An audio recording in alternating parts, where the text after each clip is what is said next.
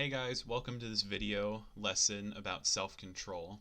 Before we talk about self-control though, we need to go over a little review from the last philosophy lesson, which was about worry and the dichotomy of control.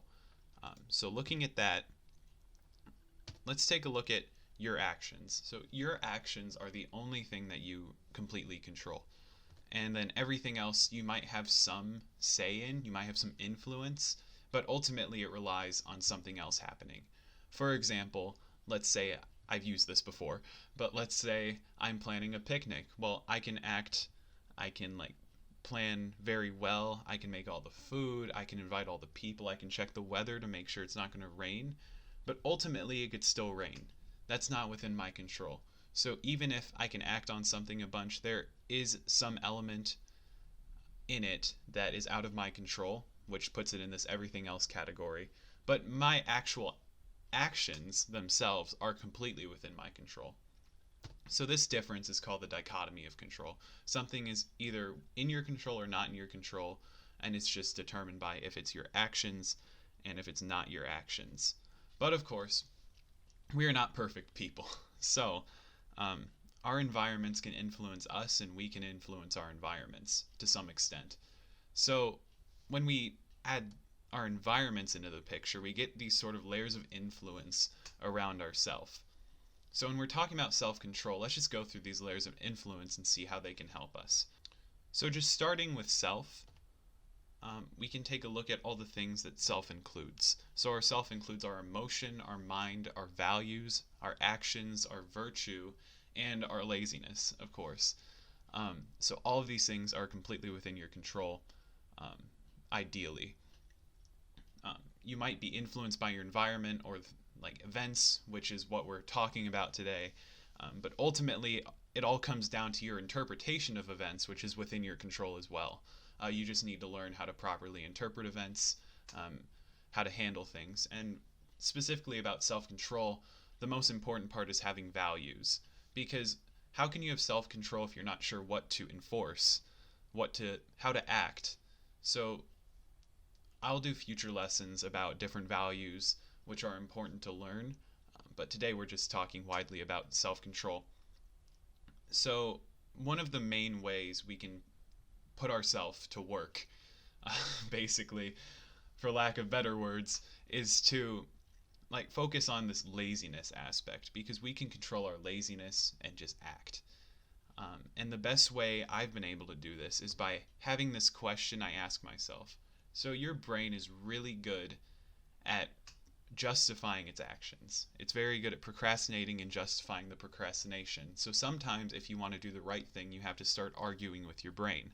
And I ask myself, what's going to be different later that makes it better to put off this action? Now this is a little abstract, so I'll give you a concrete example. Let's say I have a basket of laundry in my room, and I'm thinking, oh, I'll just put that away later.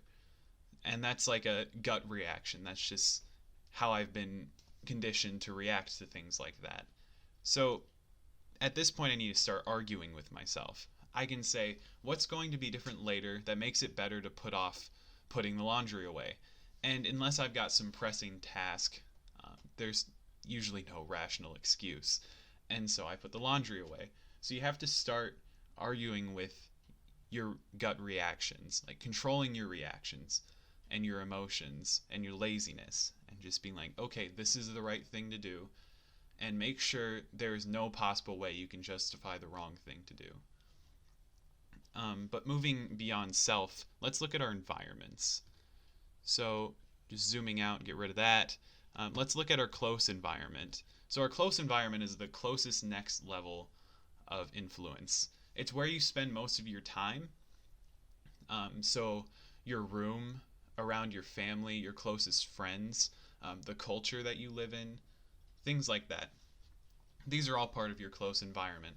So what you can do, ideally, is shape your environment to be how you want to be. So let's say you want to be an organized person. Clean your room. As a start, make your bed.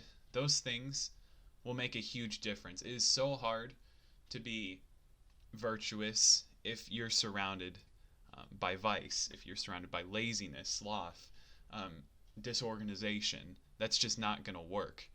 So if you have some control over your environment, um, you should definitely act on that. And you can kind of, family, that's beyond your control. But friends, I mean, you could talk to your family about stuff, but ultimately it's completely beyond your control. Friends, closest friends, you can definitely decide who to hang out with. Maybe assess, if you're going to clean your room, maybe clean up your social life. Like assess who you're hanging out with. Um, and you just want to shape your environment how you want to be. And this will make it so much easier on you. But just keep in mind, even though this you have a lot of influence over your close environment and it has a lot of influence over you, it's not completely yours to control. So let's say you got into like keeping your room clean, like really making it reflect yourself or what you want to be. And then, I don't know, your mom just comes in and she's like, all right, we're going to paint all these walls green. um, so your gut reaction might be to get mad because of how much work you've been doing in this space. You kind of start thinking that you control it, but you don't ultimately control it.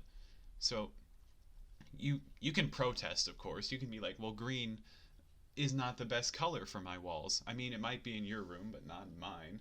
Um, anyway, off topic. Yes. So you can protest, but you shouldn't get angry.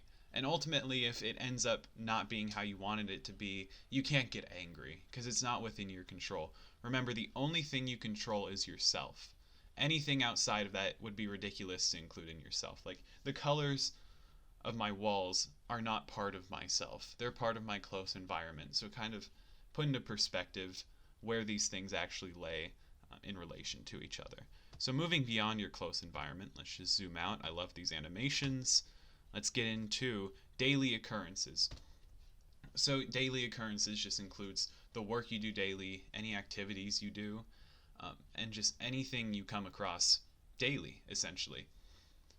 And this is where you get your time to shine. This is where you get to show off your virtue. You get to have controlled reactions to things.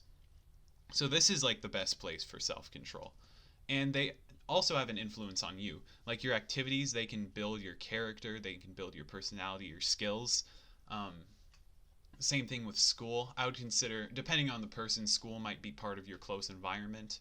It just depends how much weight you put on school in your mind. But essentially, your daily occurrences, um, you don't have that much control over your daily occurrences, but they have plenty of influence over you. So the most you could regulate is probably your activities. If you want to be a more thoughtful person, maybe get involved in more activities, meet some new people. If you want to be more social, get involved in more activities. But your reactions to situations is the ultimate level of control you have with your daily occurrences. Um, and that comes from yourself and your values and so on. But moving on from daily occurrences, let's get to this last level, kind of, which is media impressions. So you can control this fairly well, unless your family kind of forces it on you. But it's what you see, read, hear, and watch. This includes like the news you see, social media, just popular social influences. I would say social influences can fall into your close environment as well. It just depends how close you are to people. Like, if you're maybe if your friend, like, I don't know, vapes or something, if your friend vapes, you might be far more likely to vape than if you just saw some random kid at school vaping. But like if a lot of kids at school were vaping, even if they're not your friends, that might provide some social influence. So there's like popular social influence and there's close social influence.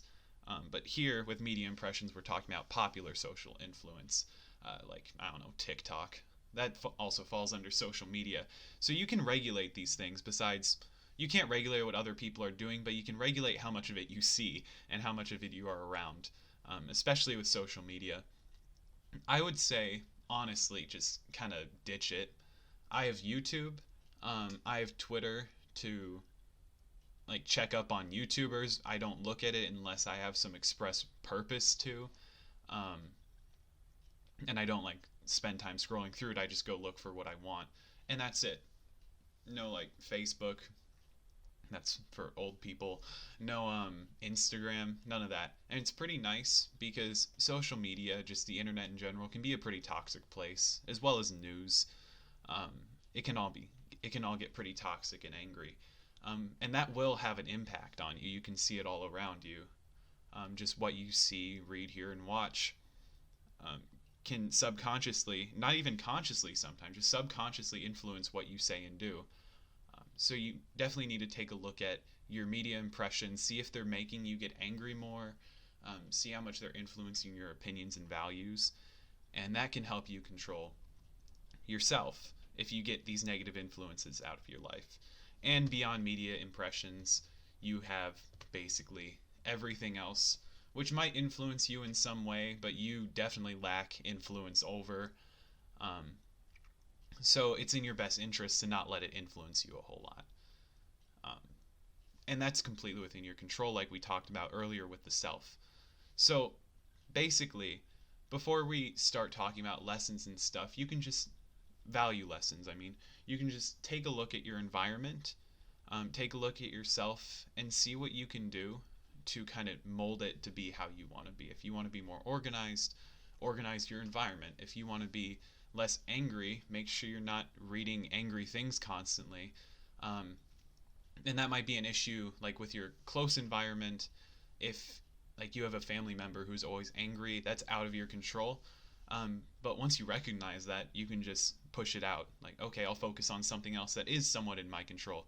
Like, if my family member is always angry and it's kind of annoying me, I'll focus on cleaning my room, keeping it tidy, maybe regulating my closest friends, because that is far more in your control than just the family you're born into. But yeah, if you have any questions, just let me know by email or comment in Google Classroom, and I'll get back to you as soon as possible. Thanks for watching.